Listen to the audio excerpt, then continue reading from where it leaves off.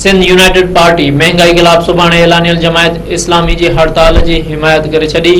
सैयद ज़ैन शाह चयो आहे त निगरान हुकूमत बिजलीअ जा अघ घटाइण लाइ अञा ताईं के बि अमली क़दम नाहिनि खयां। पेट्रोलियम शयुनि जे अघनि में हिकु दफ़ो ॿीहर इज़ाफ़ो अवाम जी चेल्हि चिॿी करे छॾी आहे।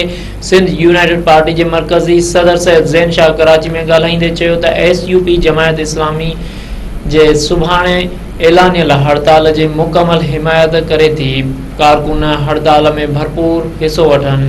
सैयद ज़ैन शाह चयो त निगरान हुकूमत बिजली जा अघ घटाइण लाइ अञा ताईं के बि अमली क़दम नाहिनि खयां। निगरान वज़ीर आज़म जी सदारत हेठि थियल इजलास फोटो सेशन ताईं महदूद रहियो।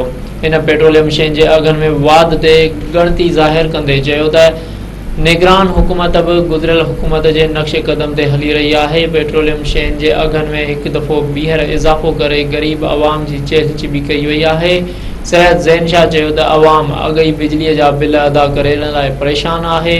वेतर पेट्रोल जा अघ वधाए अवाम जी परेशानी में इज़ाफ़ो कयो वियो आहे। पेट्रोल ऐं बिजलीअ जे अघनि में वाध कंहिं बि सूरत क़बूल न कई वेंदी।